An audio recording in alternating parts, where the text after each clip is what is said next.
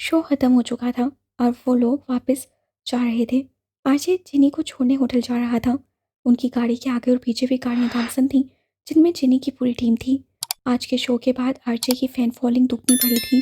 वो दोनों गाड़ी की पिछली सीट पर बैठे थे। जिनी काफ़ी थकी नजर आ रही थी। अलबत्ता नींद आरजे के आसपास भी नहीं भटकी थी। उसे इस वक्त नींद आती ही नहीं थी। जिनी आरजे से चिपकी बैठी थी। उसे कोफ्त हो रही थी।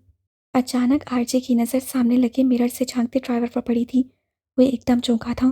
जो ड्राइवर उन्हें लेकर आया था वो कोई और था। वो आंखों से पहचान गया कि ड्राइवर बदल चुका है। आरजे को किसी गड़बड़ का एहसास हुआ था। क्या हुआ बेबी? चीनी ने उसके चेहरे का रुख अपनी तरफ किया था। आरजे की नज़र उसके गले में लटके डायमंड के नेकलेस पर पड़ी थी। उसकी आंखें सिकुड़ी थीं और फिर वो शॉक रह गया था। उसे लॉकेट के अंदर माइक्रो कैम नजर आ गया था। इससे पहले वो कुछ कहता, उसके मोबाइल ने चिंगारना शुरू किया था। मिकी की कॉल थी। हेलो आरजे, कहाँ हो तुम? मेरा एक्सीडेंट हो गया है। मिकी की खुटी खुटी सी आवाज़ उभरी थी। गाड़ी रोको, आरजे ने कहा था। क्या हुआ साहब? आगे बैठे ड्राइवर ने पूछा था। मैंने कहा गाड़ी रोको, वो चिल्लाया था। जिनी डर कर उससे अलग हुई थी। ड्राइवर ने गाड़ी एक झटके से रोकी थी। आरजे बिना कुछ कहे गाड़ी से बाहर निकल गया था। आरजे की गाड़ी के पीछे जो गाड़ियां थीं वो भी एक झटके से रुकी थीं। जिनी और ड्राइवर दोनों मुंह खोले हैरत से दूर जाते आरजे को देख रहे थे। वो उसे कुछ नहीं कह सकते थे और ना अब रोक सकते थे। वो अपनी मर्जी से उनके साथ जाता था तो अलग बात थी। ड्राइवर ने घूरकर जिनी को देखा था। मेरा कोई कसूर नहीं, मैंने कुछ नहीं किया। उसे कोई शक नहीं होने दिया। जिनी उसके घूरने पर मिनमिनाई थी, जबकि ड्राइवर ने गुस्से से गाड़ी आगे बढ़ा दी थी। ऐसा नहीं हो सकता। हम अपनी मंजिल के इतने करीब आकर यूं खाली हाथ नहीं रह सकते। वो जो कोई भी था शदीद गुस्से से चिल्ला रहा था। कमरे में पड़े कंप्यूटर सिस्टम और कैमरों को उससे उठा उठा कर नीचे पटक दिया था। बॉस, जिनी ने पूरी कोशिश की थी। वो उसके साथ होटल पहुंचने ही वाला था। फिर अचानक बॉस ने उस लड़की को मुंह से दबोचा था। मुझे वो लड़का हर हाल में चाहिए। ऐन मौके पर उसे क्या मालूम हुआ था? उसे किसकी कॉल आई थी जो वो गाड़ी से उतर गया? बताओ मुझे, कौन है गद्दार? बॉस का गुस्से और सदमे से बुरा हाल हुआ पड़ा था। दफा हो जाओ मेरी नजरों के सामने से, जाओ। बॉस के चीखने पर लड़की घबराकर कमरे से बाहर गई थी। और जी, वो एक बार फिर पूरी ताकत से चिल्लाया था। हेलो आरजे, तुम कहाँ हो? अभी तक हॉस्पिटल नहीं पहुंचे? मेरा इतना बड़ा एक्सीडेंट हुआ है, गाड़ी उलट गई थी और मैं। जैसे ही आरजे ने दोबारा फोन उठाया था, मिकी एक बार फिर से शुरू हो गया था। बकवास बंद करो मिकी, और ये ड्रामा क्यों कर रहे हो तुम? उसका दिमाग पहले ही घुमा हुआ था। ऊपर से मिकी का ड्रामा उसे समझ नहीं आ रहा था कि क्या हो रहा है। कौन सा ड्रामा? मिकी संभल कर बोला। तुम्हारा एक्सीडेंट हुआ है ना? हाँ, हुआ तो है। हाय मेरी टांग, बहुत दर्द हो रहा है। मिकी करा रहा था। अच्छा। आरजे ने अच्छा पर जोर दिया। गाड़ी उलट गई और तुम उल्टी गाड़ी में लटके मुझे फोन पर आराम से बता रहे हो कि मेरा एक्सीडेंट हो गया है। वाह, आरजे को इतना स्टूपिड समझा है। उससे तंसिया कहा। नहीं, वो मैं तो। मिकी सटपटा गया था। उससे कोई बहाना नहीं बन रहा था। जल्दी मरो घर, मैं इंतजार कर रहा हूँ। आरजे ने कहते हुए फोन बंद किया था। 5 मिनट बाद मिकी ऊपर से नीचे आया था। आरजे ने उसे घूरी से नवाजा था। वो घर में बैठा एक्सीडेंट का नाटक कर रहा था। छोड़ आए चीनी को, मिकी ने उसके सामने बैठते हुए अबासा से हंसते हुए पूछा था। मुंह बंद रखो अपना। आरजे ने सोफे से कुशन उठाकर मिकी के मुंह पर मारा था। निशाना पक्का था। कुशन सीधा उसके मुंह पर लगा था। यार, मेरी कोई गलती नहीं है। मुझे हशाम भाई ने कहा था कि एक्सीडेंट का नाटक करूं ताकि तुम वापस आ जाओ। लेकिन मुझे हैरत हो रही है, तुम सच में कैसे आ गए? मिकी को वाकई हैरत हो रही थी। वो अच्छी तरह से जानता था कि आरजे का दिमाग कितना तेज चलता है। वो एक सेकंड से पहले उसका ड्रामा पकड़ लेगा, लेकिन फिर भी उससे कोशिश की थी। बस मेरी मर्जी, आरजे ने बेसारी से कहा था। वो हशाम भाई चाहता था कि तुम जेनी के साथ रात ना गुजारो, मिकी ने डरते डरते बताया था। उस शामू की तो, और तुम मेरे दोस्त हो या उसके? आरजे ने दूसरा क्वेश्चन उठाकर उसे मारा था। यार, मार क्यों रहे हो? मैंने बस हशाम भाई की बात मानी है पहली दफा। मिकी उछला था, जबकि आरजे ने कोई जवाब नहीं दिया था। वो अब 2 उंगलियों और एक अंगूठे की मदद से अपनी कनपट्टियों को मसल रहा था। उसे पिछले कुछ दिनों में बारहा महसूस हुआ था कि कोई उस पर नजर रखे हुए है। उसकी छठी हिस्से उसे कई बार चुकन्ना किया था, लेकिन आज तो हद ही हो गई। आखिर जेनी किसके कहने पर पाकिस्तान मुझसे मिलने आई थी? वो सोच रहा था। लेकिन मैं वापस क्यों आ गया? मैं वहां जाकर भी तो पता लगा सकता था ना। लेकिन शायद वो नहीं जानता था कि शाम जबील की दुआ उसे कितने बड़े नुकसान से वापस बचा कर लाई थी। ना सिर्फ नुकसान बल्कि गुनाह से भी। तौबा तौबा, कैसा ज़माना आ गया है। आजकल तो बेटियों पर ज़रा भी भरोसा नहीं किया जा सकता। जुबैदा आपा ने मुंह चिढ़ाकर पास बैठी आसिया बेगम से कहा था। क्या हुआ जुबैदा आपा, खैर तो है? आसिया बेगम ने पूछा। अरे, वो गली के कोने पर जो हाजी साहब है ना, उनकी बेटी की शादी थी कल। ऐन बारात वाले दिन लड़के को पता चल गया कि लड़की को पहले कहीं और चक्कर था। हाजी साहब इंतजार करते रहे कि बारात ही नहीं आई। वैसे तो हाजी बने फिरते हैं और औलाद को लगाम नहीं डाली, पूरे मोहल्ले में बदनाम हो गए। जुबैदा आपा ने हकारत से कहा था। वॉशिंग मशीन से कपड़े निकालती खानम के हाथ कांपे थे। उसका नाजुक सा दिल डूब कर उभ रहा था। उसे कुछ याद आ गया था जिससे उसे डरा कर रख दिया था। बस आपा, अल्लाह सबकी बेटियों की हिफाजत करे, आमीन। आसिया बेगम ने सब दिल से दुआ की थी। मैं कहती हूँ कि खैर से अपनी बच्चियां भी शादी के लायक हो गई हैं। कोई देखकर इनका भी कर दो, इससे पहले कि कुछ गलत हो। जुबैदा आपा ने राजसारी से कहा था। माहम ने कान जो उसी तरफ लगाए हुए थे। ये बात सुनकर उसे सख्त गुस्सा आया था। वैसे जुबैदा आपा, आपकी बेटियों की उम्र क्या है? माहम ने अचानक बाहर आकर सवाल किया था। खानम ने उसका इरादा समझते हुए माहम को खुरी से नवाजा था, लेकिन वो माहम ही क्या जो बाज आ जाए। अरे, मेरी बेटियां तो अभी बच्चियां हैं, मासूम और नेक शरीफ। पूरे मोहल्ले में ढूंढने से भी ऐसी लड़कियां नहीं मिलेंगी। जुबैदा आपा ने अपनी बेटियों की तारीफ में ज़मीन और आसमान के कलापे मिला दिए थे। जी जी बिल्कुल, एक 28 साल की है और दूसरी 30 की। अभी तो वो दूध पीती हैं और नेक शरीफ इतनी कि हर वक्त दूसरे लोगों के घरों में मौजूद रहती हैं और लड़कों की एक लंबी लाइन आपके घर के बाहर लगी होती है। वहाँ ने जुबैदा आपा के अंदाज में हाथ हिला हिला कर कहा था। जुबैदा आपा की तो आंखें फटी की फटी रह गई थीं। तौबा, कितनी जुबान चलती है इस लड़की की। देख लेना आसिया, ये तुम्हारी नाक कटवाएगी। जुबैदा आपा ने चाय का कप गुस्से से छोटी सी मेज पर रखते हुए कहा था। हाँ हाँ, जाइए जाइए, मैं बदजुबान ही ठीक हूँ। हम दो चार और सुनाती अंदर जा चुकी थी। बस अब नहीं आती मैं तुम्हारे घर। जुबैदा आपा नाराज हो गई थी। अरे आपा, ये नादान है, इसको मैं पूछती हूँ, आप बैठ जाए, नाराज सा हूँ। आसिया बेगम ने घबरा कर कहा था, जबकि हानम ने मुश्किल से अपनी मुस्कुराहट को जब्त किया था। ना बस, अल्लाह माफ़ करे, तुम्हारी बेटियों को तो मैंने अच्छा समझा था। देखा कैसे जुबान चलाकर गई है ये माँ मेरे सामने। जुबैदा आपा को यकीन नहीं आ रहा था कि माहम यूं उनकी बेटियों के बारे में मुंह पर बात मार देगी। बैठ जाएं आपा, शादियां भी हो जाएंगी हमारी, लेकिन अपने वक्त पर। खानम ने मुस्कुराते हुए कहा था। 2 महीने गुजर गए थे। रूहान जबील नाम का भूत उसके दिमाग से हमेशा के लिए मिट चुका था। मार्च के आखिरी दिन थे। सर्दी की शिद्दत में काफ़ी हद तक कमी आ गई थी।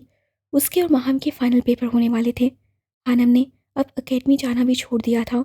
वो घर में ही तैयारी कर रही थी। वो अपना नंबर भी बंद कर चुकी थी, जिससे हफ्सा और सुनसान से उसकी जान छूट गई थी, जो उसे मैसेज करता था। एक बात पूछूं आसिया, अगर तुम बुरा ना मानो तो? जुबैदा आपा अब ना जाने क्या जानना चाहती थी। पूरे मोहल्ले में बातें हो रही हैं कि हर हफ्ते एक लंबी सी गाड़ी तुम्हारे दरवाजे पर आकर रुकती है। खैर से कौन है वो, किसकी गाड़ी है? जुबैदा आपा के सवाल पर खानम का रंग फीका पड़ा था। अरे आपा, वो गाड़ी मेरे तायाजाद भाई की है। बहुत बड़ा आदमी है, पहले बाहर रहता था, अब पाकिस्तान शिफ्ट हो गया है। कभी कभी हैरियत दरियाफ्त करने आ जाता है। आसिया बेगम ने संभल कर जवाब दिया था। अच्छा अच्छा, लेकिन फिर भी लोग तो बातें बनाते हैं ना कि लंबी गाड़ी में जाने कौन आता है इनके घर। भाई शरीफों का मोहल्ला है, ऐसी वैसी बात बनते देर नहीं लगती। जुबैदा आपा जो कहना चाह रही थी, आसिया बेगम और खानम अच्छे से समझ गई थी। जुबैदा आपा तो खतरे की घंटी बजाकर जा चुकी थी, जबकि पीछे वो दोनों खामोश हो गई थीं। खानम को खुद ये समझ नहीं आती थी कि हमदान अंकल उन पर इतने एहसानात क्यों कर रहे थे। बल्कि पहले तो उन्हें ख्याल नहीं आया था। अब अचानक सेठ हमदान उनके घर में हमेशा खानम की गैर मौजूदगी में आए थे। वो अक्सर कॉलेज और अकेडमी होती थी जब वो आते थे, और अब जब से वो घर में थी, सिर्फ उनका ड्राइवर आता था सामान लेकर। खानम को उन्हें देखने का तजस्सुस था, लेकिन वो अभी कुछ कह नहीं सकती थी। शाम को फिर हमदान का ड्राइवर आया था। गाड़ी सामान से भरी हुई थी, खाने पीने का सामान, सौदा सर्फ, फल, कपड़े, ढेरों सामान था। ड्राइवर को देखकर खानम का मूड बिगड़ा था। अम्मी, ये हमदान अंकल हम पर इतने एहसानात क्यों कर रहे हैं? पहले तो उन्हें कभी हमारा ख्याल नहीं आया। ये तो मैं खुद पूछना चाहती हूँ उनसे, लेकिन वो आए तब ना। आसिया बेगम भी बुखला सी गई थी। उन्हें मोहल्ले वालों की बातों से डर लगता था। सुनो भाई साहब, आसिफ बेगम ने हमदान के ड्राइवर को मुखातिब किया था, जो गाड़ी से सामान निकाल कर घर में लाकर रख रहा था। जी बीबी जी। ड्राइवर ने अदब से जवाब दिया था। हमदान से कहना इन सब की ज़रूरत नहीं है, हम अपने घर में बहुत खुश हैं और आइंदा इन सब तकल्फात की जहमत ना करें। ठीक है बीबी जी, आपका पैगाम साहब तक पहुंचा दूंगा। वो पिछले 1 महीने से पेरिस गए हैं अपनी बेटी से मिलने, लेकिन मुझे फ़ोन पर तलकीन करते हैं ना, मैं ये सब आपके घर वक्त पर पहुंचाता रहूं। ड्राइवर अपनी ड्यूटी पूरी कर रहा था। ठीक है, लेकिन इस बार फ़ोन आए तो उसे कहना कि जब वापस आए तो मुझसे मिले। आसिफ बेगम ने उलझे हुए लहजे में कहा था। ड्राइवर सर झुकाकर वापस चला गया था। जुबैदा आपा की बातों ने आसिया बेगम को परेशानी में डाल दिया था। आरजे ने कुछ दिनों के लिए अपने सोशल मीडिया पर जितने भी अकाउंट्स थे बंद कर दिए थे। वो कुछ दिन इस दुनिया से अलग रहना चाहता था, जहाँ लोग उसे जानने लगे थे और जानने के साथ साथ उस पर नज़र भी रखी जा रही थी। यूनिवर्सिटी से फारिग होने पर वो हशाम के साथ चला गया था। मिकी उसके साथ था। वो दुनिया घूमना चाहते थे। आरजे ने मिकी को सख्ती से मना किया था कि वो सोशल मीडिया पर उसकी तस्वीर को शेयर ना करे। लोग हैरान थे कि आरजे कहाँ चला गया था। अलबत्ता अकाउंट्स बंद करने से पहले उससे अपने शायकीन के लिए पैगाम छोड़ा था कि वो जल्द वापस आएगा, और वाकई जल्द ही वापस आने वाला था। मिकी, आरजे और हशाम तीनों पेरिस के मशहूर रेस्टोरेंट में बैठे थे। वो वहाँ डिनर करने के गर्ज से आए थे। बहुत भूख लगी है हशाम भाई, मिकी ने अपने पेट पर हाथ रखते हुए कहा था। ऑर्डर कर तो दिया है, 5 मिनट इंतज़ार कर लो भूखे इंसान। जवाब आरजे की तरफ से आया था। मैं 1 मिनट में आया, हशाम ने मोबाइल की तरफ देखते हुए कहा था। कोई अहम कॉल थी। ये हशाम के साथ लड़के कौन है? माही ने पास बैठी एला से पूछा था। दोस्त होंगे और कौन हो सकते हैं? एला ने खाना खाते हुए जवाब दिया। माही कब से अपने सामने बैठे हशाम को देख रही थी। आरजे की उसकी तरफ पुश थी, वो उसे देख नहीं पाई थी। अलबत्ता मिक्की और हशाम उसे नजर आ रहे थे। ये इत्तेफाक या उसकी खुशनसीबी कि हशाम उसे आज नजर आ गया था। माही ने उसे तंग करना तो छोड़ दिया था, लेकिन चाहना और देखना नहीं छोड़ा था। मेरे हमसफ़र, तेरी बेरूही दिले मुब्तला की शिकस्त है। इसे किस तरह मैं कहूँ, पता ये मेरी अना की शिकस्त है। तू चला गया मुझे छोड़कर, मैंने फिर भी तुझको सदाएं दी। मेरे हमसफ़र तू रुका नहीं, ये मेरी सदा की शिकस्त है। तुझे ला के दिल में बिठा दिया, तुझे राज हर एक बता दिया। तूने फिर भी कोई वफा ना की, ये मेरी वफा की शिकस्त है। मैं चिराग कोना मिजाज था, तुझे बिजलियों की तलब रही। मुझे अंधेरों ने बुझा दिया, ये मेरी सया की शिकस्त है। मुझे कोई तुझसे गिला नहीं, तू मिला था कब के बिछड़ गया। मेरे जुर्म की है यही सज़ा, ये मेरी सज़ा की शिकस्त है। मेरी खामोशी के बयां को तू समझ के भी ना समझ सका। मेरे आंसुओं का प्याम ही दिल बेनवा की शिकस्त है। गमे दास्ताने हयात ये सभी तस्करे हुए रायगा। मेरे चारा घर तेरा ये हुनर मेरी हर दुआ की शिकस्त है। मेरी खामोशी ये हयात में हूँ, कभी न कोई गिरा सका। तेरी खामोशी की पुकार ही मेरी इब्तिदा की शिकस्त है। दोस्त, हशाम को देखकर लगता नहीं कि उसके दोस्त ऐसे होंगे। ये तो शक्ल से ही लोफर लग रहा है, माही ने कहका लगाते मिकी को देखकर कहा था। यार छोड़ो ना, तुम्हें क्या प्रॉब्लम है? जो भी हो, एला ने उनकी तरफ देखते हुए कहा था। जब उसको अच्छू लगा, खाना उसे गले में अटक गया था। क्या हुआ एला, पानी पियो। माही ने उसे पानी का ग्लास समाया था। Oh my God! एला का मुंह हैरत से खुला का खुला रह गया था। उसकी नज़रें मिकी और आरजे पर जमी थी। आरजे ने जैकेट की बाजू को फोल्ड किया हुआ था और नज़र आती बाजू पर अजीब सा टैटू बना था, जिसमें आरजे लिखा नजर आ रहा था। क्या वो इंसान वाकई आरजे है? एला एकदम उछली थी। क्या हुआ एला, कहाँ जा रही हो तुम? माही ने उसे उठते देखकर पूछा था, जबकि एला बिना जवाब दिए आरजे की तरफ बढ़ गई थी। Excuse me. आरजे के पास जाकर उसने उसे मुखातिब किया था। आवाज़ पर आरजे ने पलट कर देखा था और एला ने मुंह पर हाथ रखकर अपनी चीख को रोका था। वो वाकई आरजे था। क्या मैं कोई ख्वाब देख रही हूँ? वो हैरान सी देख रही थी, जबकि आरजे की आंखों में उलझन उभरी थी। क्या आप सच में मेरे सामने हैं?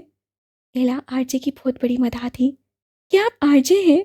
वो पुरजोश से पूछ रही थी। नहीं तो। आरजे की आंखों में शरारत उभरी। आप आरजे ही हैं, ये आपका टैटू, ये मैंने देखा है आपकी पिक्चर्स में गिटार के साथ। आपने अक्सर इस हाथ में पकड़ा होता है। एला ने शायद उसे कुछ ज़्यादा ही फुर्सत से देखा हुआ था। वो मुस्कुरा दिया। Autograph please. एला ने अपना हाथ आगे बढ़ाया। मैं ऑटोग्राफ नहीं देता। आरजे ने इनकार किया था। Oh seriously? एला को हैरानी हुई। लोग तो अपने मदाहों को देखकर चौके हो जाते हैं। एक वो था जिसे फ़र्क तक नहीं पड़ा था, पुरसुकून सा बैठा था। शायद उसे ये चीज़ें मुतासिर नहीं करती थी, या शायद वो अपनी अहमियत को अच्छे से जानता था। सेल्फी तो ले सकती हूँ ना एक? एला ने उम्मीद से पूछा था, और आरजे ने इस बात में सर हिलाया था। आरजे के साथ पिक्चर्स बनाने और कुछ बातें करने के बाद वो माही के पास वापस आई थी, जो उसे खा जाने वाली नसों से खो रही थी। वापस आने का दिल नहीं कर रहा था यार। मुझे यकीन नहीं आ रहा मैं आरजे से मिली हूँ। एला की खुशी देखने लायक थी। तुम्हारे होते हुए कोई हमें देखता भी नहीं। एला के जाने के बाद मिकी ने मुंह बनाया था। वेटर उनकी मेज पर खाना लगा रहा था। यह शाम कहाँ रह गया? आरजे बड़बड़ाया था, जबकि मिकी अब मोबाइल पर किसी का नंबर मिलाया था, जो बन जा रहा था। अफसोस रहेगा सारी उम्र। जिंदगी में सिर्फ एक ऐसी लड़की है जिसे मिकी हासिल नहीं कर सका, जो मिकी से बचकर निकल गई। मिकी ने हसरत से मोबाइल की स्क्रीन पर चमकते नंबर को तकते हुए कहा था। तुम मिक्की थे ना, इसलिए आरजे होता तो जाने ना देता, बल्कि वो खुद नहीं जाती। वो दोनों हबासत की तमाम हदें पार करते हुए कैका लगाकर हंसे थे। दूर बैठी एला सताइश से उस हैंडसम से लड़की को देख रही थी, जिस पर उसे हाल ही में क्रश हुआ था। लेकिन शायद वो नहीं जानती थी कि जो इंसान बाहर से खूबसूरत नजर आता हो, ज़रूरी नहीं कि उसका अंदर भी उतना ही खूबसूरत हो। आरजे की नज़र हरश्याम पर पड़ी थी, जो उनकी तरफ बढ़ रहा था। उसे देखकर वो दोनों सीधे होकर बैठ गए थे। हरश्याम को ऐसी बातें नहीं पसंद थी। इसी हादसों पर मिक्की तो डरता था इससे, और उसके सामने इस तरह की बातें करने से गुरेज करता था। तकरीबन आधे घंटे बाद वो दोनों उस रेस्टोरेंट से बाहर निकले थे। माही ने एक भी पल ऐसा नहीं था जब उसने अपनी नज़रों को हरश्याम के चेहरे से हटाया हो। उसे जी भर के देखने का मौका मिला था, और उसने इस मौके से खूब फ़ायदा उठाया था। वो लोग जा चुके हैं माही, अब हमें भी चलना चाहिए। उनके जाने के बाद एला ने माही को झुंझोड़ा था। हाँ ठीक है चलो। माही किसी ट्रांस के जेर असर थी। वो दोनों भी दरवाजे की तरफ बढ़ गई थी। एला आगे चल रही थी, जबकि माही उसके पीछे थी। एला दरवाजे से बाहर निकल चुकी थी। जैसे ही माही ने दरवाजे से बाहर कदम बढ़ाए, एक जोरदार वसी चीज़ उसके सर से टकराई थी। माही को अपना दिमाग घूमता हुआ महसूस हुआ था। दर्द की शिद्दत ने उसे कराहने पर मजबूर कर दिया था। वो नीचे बैठती चली गई थी। आंखों के आगे अंधेरा छा गया था। नीचे गिरने से पहले उसे थोड़ी सी आंखें खोली थी, और अपने सामने एक ऊंचे लंबे लड़के को खड़ा पाया था, जो हैरानगी से उसकी तरफ देख रहा था। उसके बाद माही का ज़हन तारीकियों में डूब गया था। हानम आज सुबह से ही दुआएं मांग रही थी। उसका बीएससी का रिजल्ट आने वाला था। आज तो हानू आपी का मालनामा खुलने वाला है, अल्लाह खैर करे। जवाद उसे परेशान देखकर मजीद परेशान कर रहा था।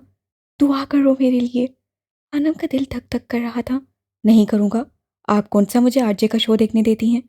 जवाद ने मुंह बनाया। अच्छा दुआ करो ना, अगर मेरे मार्क्स अच्छे आए तो ज़रूर देखने दूंगी। हानम ने जैसे मिन्नत की। पक्का प्रॉमिस? वो टलने वाला नहीं था। प्रॉमिस नहीं करते जवाद। ठीक है फिर, एक दो किताबों में हानो आपी पक्का उड़ेगी। वो एकदम ही नजूमी बन गया था। मुंह बंद करो अपना।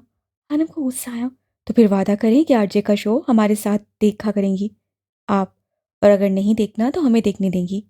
जवाद ने एक हाथ में रिमोट पकड़ा था, जबकि दूसरा हाथ उसके सामने फैलाया। आरजे गया बाहर में। तुमने मुझे बद्दुआ दी, एक थर्ड क्लास सिंगर के लिए मुझे बद्दुआ दी। हानम का सदमे से बुरा हाल था। थर्ड क्लास नहीं है, आरजे एक ब्रांड है। हानम ने हैरत से अपने सामने खड़े 13-14 साल जावाद को देखा था। उसे यकीन नहीं आ रहा था कि वो आरजे को इतना पसंद करता था। अब इस घर में या तो आरजे रहेगा या हानी। हाना अपना गुस्सा सब करती कमरे से बाहर निकल गई थी। ओहो हानो आपी, आप कितनी बेवकूफ़ हैं। आरजे को कोई नहीं निकाल सकता। आप इस मौसम में कहाँ जाएंगी? जवाद हानम की बेवकूफ़ी पर सर पीट कर रह गया था। माही की जब आंख खुली तो उसने अपने आप को हॉस्पिटल के बेड पर पाया। वो एक झटके से उठ बैठी, लेकिन सर पर लगने वाली चोट की वजह से अचानक चक्कर सा आ गया था। लेटी रहो माही, तुम ठीक हो? एला जो पास से बैठी न्यूज़पेपर पढ़ रही थी, माही को उठता देखकर उसकी तरफ लपकी। ये मुझे क्या हुआ है? माही ने अपने सर पर हाथ रखते हुए पूछा। कुछ नहीं, तुम्हारे सर पर चोट लग गई थी, लेकिन अब तुम ठीक हो। चोट कैसे? हम तो रेस्टोरेंट से बाहर निकल रहे थे ना, वहाँ। इतना मत सोचो माही, सब ठीक है। मैं डॉक्टर से बात करके आती हूँ। उन्होंने कहा था कि होश में आते ही तुम्हें डिस्चार्ज कर दिया जाएगा। एला उसका हाथ थपथपाते बाहर निकल गई थी, जबकि माही नासमझी से उसे बाहर जाता देख रही थी। Hello mister Jordan. एला ने हॉस्पिटल की राहदारी में रखी कुर्सी पर बैठे जॉर्डन को पुकारा। जॉर्डन ही वो शख्स था जिसकी वजह से माही को चोट आई थी। ना जाने उससे अपने बैग में ऐसा क्या डाल रखा जिसके लगने की वजह से माही का सर फट गया था। वो अपनी ही धुन में बैग को घुमाते हुए रेस्टोरेंट के अंदर दाखिल हो रहा था। जब बाहर निकलती माही के सर से वो भारी वस्सी बैग टकरा गया था। क्या उन्हें होश आ गया है? एला के बुलाने पर वो उसकी तरफ लपका। हाँ, माही को होश आ गया है, लेकिन अगर उसे कुछ हो जाता तो मैं तुम्हें हरगिज़ न छोड़ती। एला ने खूनखार नसूर से घूरते हुए कहा था। तो अब मैं जा सकता हूँ? जॉर्डन ने सवारी नसूर से देखा। जब तक वो डिस्चार्ज नहीं हो जाती तुम कहीं नहीं जा सकते, और अभी तुम्हें माही से माजरत करनी चाहिए। वॉट? वो हैरान हुआ। जी बिल्कुल, या मैं पुलिस को कॉल करूं? एला इस वक्त काफ़ी संजीदा थी। वो इस हालत में तुम्हारी वजह से है। ना जाने तुमने उस मनहूस बैग में क्या डाला हुआ है। एला ने उसके बैग को कोसते हुए कहा, जो जॉर्डन ने कंधे पर डाल रखा था। जॉर्डन बुरा फंसा था। वो पुलिस से नहीं डरता था, लेकिन रेस्टोरेंट के बाहर बेहोश होती माही और उसके सर से निकलते खून को देखकर वो एकदम घबरा गया था। ठीक है, मैं उससे बात कर लेता हूँ, बिल मैंने अदा कर दिया है। वो एला से कहता कमरे की तरफ बढ़ गया था। हानम बहुत खुश थी। उसके साथ साथ वो बहुत उदास भी थी। खुश इसलिए थी कि वो बहुत अच्छे ग्रेड्स के साथ पास हुई थी। अलबत्ता उदास होने की वजह काफ़ी संजीदा थी। वो ये सोच सोच कर परेशान हो रही थी कि आगे क्या करेगी। क्या हुआ है हानि? अब क्यों परेशान हो? अहम ने उसे गुमसुम देखा तो पूछा। परेशान नहीं हूँ, सोच रही हूँ कि अब क्या करूँगी। मास्टर्स करना चाहती हूँ, लेकिन यूनिवर्सिटी की फ़ीस कहाँ से लाऊंगी। माहम ने एक गहरा सांस लिया था। फिक्र ना करो, कुछ ना कुछ हो ही जाएगा। वैसे भी तुम्हारे इतने अच्छे मार्क्स से स्कॉलरशिप मिल जाएगी। माहम ने उम्मीद दिलाई थी। माहम मुर्गी, बात सुन, हमदान अंकल आए हैं बाहर। जवाद कमरे में झांकता और माहम को नापसंदीदा तरीन नाम से नवाजता गायब हो चुका था। ये मुझसे मार खाएगा। माहम का चेहरा सुर्ख हुआ था, जबकि हानम को जवाद की बात पर हंसी आ गई थी। अलबत्ता वो हैरान थी कि हमदान अंकल वो उसकी मौजूदगी में पहली दफ़ा घर आए थे। वो दोनों दुपट्टा अच्छे से सर पर लेती बाहर निकली थी। जॉर्डन बड़बड़ाता कमरे में दाखिल हुआ था। उसे इंतहा का गुस्सा आया हुआ था, हालांकि गलती भी उसी की थी। जैसे ही उसकी नज़र सामने बेड पर मौजूद माही पर पड़ी, वो ठटक सा गया। वो लड़की मासूम भी थी और प्यारी भी। जब किसी महजबीन से बात हुई, मौसमे गुल की पहली रात हुई, कौन करता है इश्क दानिस्ता, इत्फाकन ये वारदात हुई, कोल दें वो उसे वफा ना करें, जाने मन ये भी कोई बात हुई। उफ, वो सादा सी बेजुबान नज़र जो मेरी कीमते हयात हुई, दिल से खुशबू तो आ रही है अदम, क्या खबर किस नगर में रात हुई। आंखें बंद किए बेड से टेक लगाए वो मुस्कुरा रही थी। उसके सर पर पट्टी बंधी थी। जॉर्डन को अच्छी तरह याद था, उसका काफ़ी ज़्यादा खून बह गया था। उसे समझ नहीं आ रहा था कि वो क्या बात करे। जॉर्डन ने एक दफ़ा तो सोचा था कि वो वापस चला जाए। ना जाने क्यों फिर उसके दिल ने ख्वाहिश की थी कि बेड पर लेटा वो वजूद एक बार आंख खोलकर उसे देखे। वो हादसा बदसोक किस्म का इंसान था। उसे खूबसूरती और मासूमियत का नहीं पता था, लेकिन इस वक्त वो रुका हुआ था। ना जाने क्यों। माही ने कमरे में किसी की मौजूदगी को महसूस करते हुए आंखें खोली थी, और फिर सामने खड़े शख्स को देखकर उसके चेहरे पर वाज़ेह उलझन उभरी थी। हेलो, मैं जॉर्डन हूँ। जॉर्डन ने उसकी आंखें खोलने पर सटपटा कर कहा था। थोड़ा गौर करने पर माही को याद आ गया था कि जब वो बेहोश हुई थी उसने इसी शख्स को देखा था। सॉरी, मेरी वजह से आपको सर पर। जॉर्डन को समझ नहीं आ रहा था कि वो कैसे माफ़ी मांगे। जी, इन्हीं जनाब की बदौलत तुम इस वक्त यहाँ पर मौजूद हो। एला ने कमरे में दाखिल होते हुए कहा था। इससे अपना भारी वसी बैग तुम्हारे सर पर मारा था। एला की बात पर माही ने हैरानगी से जॉर्डन के कंधे पर लटके बैग को देखा था, जबकि जॉर्डन का दिल कर रहा था कि अब वो उसी बैग से एला का सर फाड़ दे। लेकिन उसे देर हो रही थी। उसे जल्द अपनी मतलूबा जगह पर पहुंचना था। इट्स ओके मिस्टर जॉर्डन, हो जाता है, माही ने नरमी से कहा, जबकि वो दोनों हैरान हुए थे। जॉर्डन को अंदाज़ा नहीं था कि वो उसे माफ़ कर देगी। अगर ना भी करती तो वो उसका कुछ बिगाड़ नहीं सकती थी। लेकिन वो सच में हैरान हुआ था। माही के चेहरे पर शफीक सी मुस्कुराहट थी। कमरे में डॉक्टर दाखिल हुआ था। वो अब माही का चेकअप कर रहा था। एला गुस्से से बड़बड़ा रही थी। जॉर्डन को जब अपना आप वहाँ इजाफी लगा तो वो खामोशी से वहाँ से निकल आया था। वो तेज़ तेज़ कदम उठाता बाहर की जानिब बढ़ रहा था। उसे अच्छे से याद था कि इस वक्त एंथनी उसका इंतज़ार कर रहा होगा। माशाल्लाह, तुम्हारी बेटियां बहुत प्यारी हैं आसी। हमदान ने अपने सामने मेज़ पर चाय रखती हानम को देखकर कहा था। इतनी ज़बरदस्त कामयाबी पर बहुत बहुत मुबारक हो बेटा। उन्होंने हानम के सर पर हाथ रखा था। हानम को एकदम शफ़क़त का एहसास हुआ था। मैं भी माहिन से मिलकर आया हूँ अभी कुछ दिन पहले। बिज़नेस टूर था। माज़रत करता हूँ इतने दिनों से हैरियत पूछने नहीं आया। वो चाय का कप उठाते हुए कह रहा था।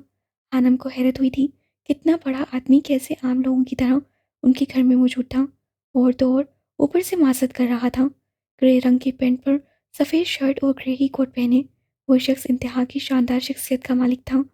उम्र 50 के करीब थी, लेकिन वो 40-45 से ज़्यादा का नहीं लगता था। कैसी है आपकी बेटी? छोटी होगी ना वो तो, क्योंकि मेरी शादी के बाद ही आपकी शादी हुई थी ना। आसिया बेगम अब 20-22 साल पहले की तरह उसे तुम नहीं बुला पा रही थी।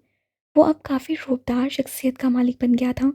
उनकी बात सुनकर एक पल के लिए सेठ हमदान के चेहरे का रंग फीका पड़ा था। हाँ, वो ठीक है। वो हंस दिए थे, टूटी फूटी सी हंसी। वो नाकर्दा जुर्म की सज़ा आज तक भुगत रहे थे। अंकल, आपकी बेटी पेरिस में पढ़ती है? हमने इश्तियाक से पूछा था। जी, हमदान साहब ने जवाब दिया था। फिर तो बहुत प्यारी होगी। माहम बड़बड़ाई थी।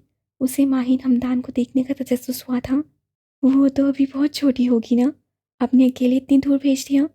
बिलाहिर आसिया बेगम ने वो सवाल पूछ लिया था जिससे हमदान साहब बचना चाह रहे थे।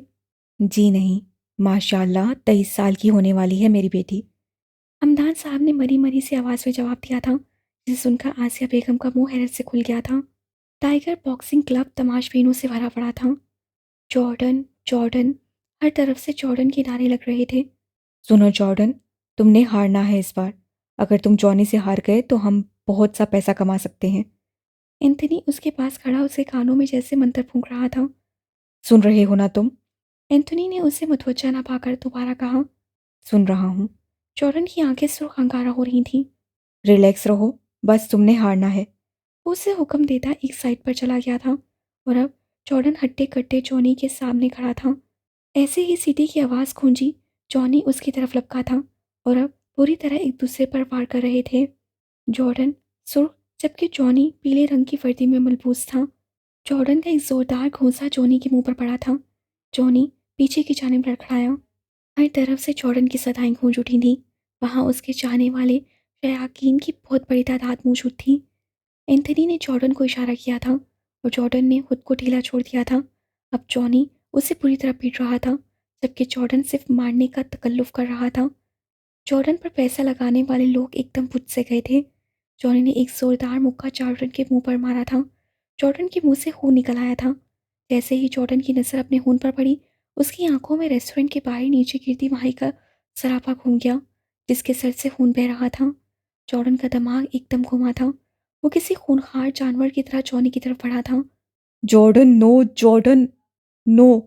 एंथनी जॉर्डन के बदले हुए तेवर देखकर आहिस्ता से बड़बड़ाया था, क्योंकि वो जानता था कि अब जॉनी की खैर नहीं थी। वो हारने के साथ साथ अपनी हड्डियां भी तोड़वाने वाला था। एंथनी सर पीट कर रह गया था। ये मोबाइल किसके लिए है? अनम बिल्कुल नया और महंगे वाला स्मार्टफोन देखकर हैरान रह गई थी, जो बैग था और हमदान का ड्राइवर बहुत सामान देकर गया था, जिसमें वो मोबाइल भी था। ये तुम्हारा गिफ्ट है, तुम्हारे अच्छे ग्रेड्स का, माहम ने बताया था। जबकि हानम तो हैरतज़दा सी उस बैग मोबाइल को देख रही थी, जिसकी उसे बहुत ज़रूरत थी, लेकिन उसे समझ नहीं आ रहा था कि वो उसे रखना चाहिए था या नहीं। आसी ने मुझे अपने घर आने से मना कर दिया है माही बेटा। उससे कहा है कि गरीब लोगों के पास इज्जत के अलावा कुछ नहीं होता, और मेरे उनके घर आना जाना उसके मोहल्ले वालों को नहीं पसंद। वो कौन होते हैं नापसंद करने वाले? वो आपकी कज़न का घर है, जब चाहें जा सकते हैं। माही को हकीकतन गुस्सा आया था। वो अपने बाप के हालात और वाक़यात से अच्छे से वाकिफ़ थी। वो कह रही थी कि एक बेवा जिसकी 2 जवान बेटियां हों, उसके घर मेरा यूं आने जाने से उसकी मुश्किलात में मज़ीद इजाफा होगा। तो बाबा, आप उन्हें अपने घर ले आएं। वो नहीं आएगी।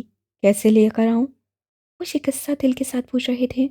बाबा, आप उनसे ऐसा रिश्ता बनाएं जिससे दुनिया का मुंह बंद हो जाए और लोग आपके और उनके खिलाफ कोई बात ना कर सकें। माही की बात पर सेठ हमदान बुरी तरह से चौंके थे। ओके बाबा, मुझे काम है, मैं कुछ देर बाद कॉल करती हूँ आपको। माही फ़ोन बंद कर चुकी थी, मगर वो सेठ हमदान साहब को गहरी सोच में डाल गई थी। अम्मा, ये महंगा मोबाइल है, मैं कैसे रख सकती हूँ? वो आसिया बेगम के पास खड़ी थी। उन्हें तो कह रही थी कि तुम्हें बहुत ज़रूरत पड़ती है। हाँ, ज़रूरत है, लेकिन उन्हें किससे बताया? आनम को अच्छा नहीं लग रहा था। वो एक खुददार लड़की थी। पहले ही हमदान साहब उनके लिए बहुत कुछ कर रहे थे और अब ऊपर से वो उलझ कर रह गई थी। मैंने तो नहीं बताया, उन्होंने अपनी मर्जी से भेजा है। नहीं रखना तो ठीक है, वापस कर देंगे। आसिया बेगम ने साफ बात की। अम्मी, अंकल को बुरा लगेगा, उन्होंने इतने प्यार से तोहफा दिया है। और हानि, तुम्हें अच्छी तरह से पता है कि तोहफा वापस करना अच्छी बात नहीं है। माहम ने समझदारी की बात की थी। वैसे अगर तुमने नहीं रखना तो मुझे दे दो, माहम ने शरारत से कहा था, जबकि हानम उसे घूरती अंदर चली गई थी। अंकल, इतना महंगा गिफ्ट देने की क्या ज़रूरत थी? वो हमदान साहब का नंबर मिलाए अब उनसे बात कर रही थी। क्यों बेटा, पसंद नहीं आया आपको? उन्होंने परेशानी से पूछा। नहीं अंकल, ऐसी बात नहीं है, लेकिन लेकिन क्या बेटा? कल को आप यूनिवर्सिटी जाएंगी, आपको बहुत ज़रूरत पड़ने वाली है। यूनिवर्सिटी का नाम सुनकर हानम के दिल में हसरत उठ रही थी। अब वो क्या कहती कि वो लोग इतना कुछ अफोर्ड नहीं कर सकते थे। अंकल, पता नहीं यूनिवर्सिटी जाना भी है या नहीं, और अगर किस्मत लेकर गई तब ले लेती ना। क्यों, किस्मत की बात क्यों? क्या आप मज़ीद तालीम जारी नहीं रखना चाहती? वो बहुत शाइस्तगी से पूछ रहे थे। ऐसी बात नहीं है अंकल। आनम से कोई जवाब नहीं बन रहा था। उसे शर्मिंदगी से महसूस हो रही थी। अच्छा, आप ऐसा करें कि जिस यूनिवर्सिटी में दिल चाहे अप्लाई कर दें, बाकी मैं खुद देख लूँगा। हमदान साहब की बात ने उसे सुन कर दिया था। लेकिन अंकल, वो कुछ कहना चाहती थी। जानता हूँ कि आप बहुत खुददार बच्ची हैं। मैं कोई एहसान नहीं कर रहा। ये एक कर्ज होगा, जब आप इस काबिल हो जाएं उतार देना। आलम की आंखों में नमी सी फैली। शायद उसकी दुआएं सुन ली गई थीं। उसे समझ नहीं आ रहा था कि क्या जवाब दे। अचानक ही जैसे बहुत मजबूत सहारा अल्लाह ने उनके लिए बना दिया था। वो मज़ीद कुछ बातें करने के बाद फ़ोन बंद कर चुकी थी। उसकी खुशी की इंतहा नहीं रही थी। आनम को लग रहा था जैसे उसके ख्वाब उसके बहुत करीब हैं। वो हाथ बढ़ाएगी और उनकी ताबीर पा लेगी। लेकिन शायद वो ये भूल गई थी, ख्वाबों की ताबीर कभी कभी उल्टी भी निकल आती है। ये ख्वाब इंसान को कामयाबी की बुलंदियों पर ले जाने की बजाय उसे अंधेरों में फेंक देते हैं, जहाँ इंसान सारी उम्र तड़पता और सिसकता रहता है, लेकिन उन अंधेरों से निकल नहीं सकता। और तारीख गवाह है, औरत को ख्वाब देखने की हर ज़माने में एक बहुत भारी कीमत चुकानी पड़ी है। मैं दुआ कर रही हूँ मेहरू कि मेरा पंजाब यूनिवर्सिटी में दाखिला हो जाए, ताकि मैं अंकल पर ज़्यादा बोझ ना बनूँ। मेहरू उससे मिलने घर आई थी और दोनों ने एक साथ एमएससी के लिए 3-4 यूनिवर्सिटीज़ में अप्लाई किया था। तुम जहाँ एडमिशन लोगी मैं तुम्हारे साथ रहूँगी हानी, फिक्र ना करो। मेहरू ने उसे दिलासा दिया था। वो तो मैं जानती हूँ, लेकिन पीयू मुझे अच्छी लगती है। बस दुआ करो मैं वहाँ चली जाऊँ। बहुत बड़ी है, मैंने रिसर्च किया था नेट पर। इतनी बड़ी कि इंसान वहाँ जाकर गुम हो जाए। वो ना जाने किस एहसास के तहत खोए खोए से लहजे में कह रही थी। क्या ओल फोल बोल रही हो हानी? 1000 दफ़ा कहा है कि ऐसी बातें ना किया करो। आसिया बेगम ने सख्त से लहजे में डांटा। बस आंटी, ये ऐसे ही करती है। मेरा हौसला है जिसे झेलती हूँ। मेहरू शरारत से मुस्कुराई। बस बस, अब मिल जाओ दोनों, सारी गलती मेरी ही है। वो नाराज़ हो गई थी, जबकि मेहरू उसके मुंह बनाने पर हंसती थी। वो प्लेग्राउंड बास्केटबॉल की प्रैक्टिस कर रहा था जब मोबाइल पर आने वाली कॉल ने उसे अपनी तरफ मुतवज्जा किया। कौन है ये रबिश, तंग किए जा रहा है? आरजे ने बड़बड़ाते हुए गुस्से से मोबाइल जेब से निकाला और स्क्रीन पर उभरने वाला नाम देखकर जुबान दांतों तले दबा ली। हाय बड़े डैड, कैसे हैं आप? वो सयाह जबील को बड़े डैड कहकर बुलाता था। मैं ठीक हूँ, तुम सुनाओ कैसे हो? मैं एकदम फिट हूँ। कैसे याद किया आपने? आरजे हैरान था। तुम्हारा पीपीए मुकम्मल हो गया है ना? उन्होंने पूछा। जी, हो गया मुकम्मल। तो तुम लंदन चले जाओ, या फिर अमेरिका, या हशाम के पास। मैं चाहता हूँ तुम एमबीए करो और फिर बिजनेस में मेरा साथ दो। तुम हशाम को तो अच्छे से जानते हो, उसे बिजनेस में दिलचस्पी नहीं। वो तुम्हारे पापा की तरह गद्दी पर बैठेगा, सियासत करेगा और लोगों की हिदमत करेगा। उन्होंने साफ साफ अपनी बात मुकम्मल की थी। आरजे के चेहरे पर वासे नागवारी फैली थी। बड़े डैड, आप मुझे अच्छे से जानते हैं। मैं वही काम करता हूँ जो मेरा दिल चाहे, और मैं अपनी यूनिवर्सिटी को छोड़कर अभी नहीं जाने वाला। अलबत्ता अगर कुछ माह में मेरा मूड बदल गया तो आपको बता दूंगा। लेकिन तुम्हें अब, वो कुछ कहना चाहते थे। डैड, मेरा मैच है, मैं बाद में बात करता हूँ। उनकी बात सुने बिना फ़ोन बंद कर चुका था। क्या मुसीबत है यार, क्यों पीछे पड़ गए हैं मेरे? जीने क्यों नहीं देते? आरजे ने बड़बड़ाते हुए मोबाइल ऑफ किया था।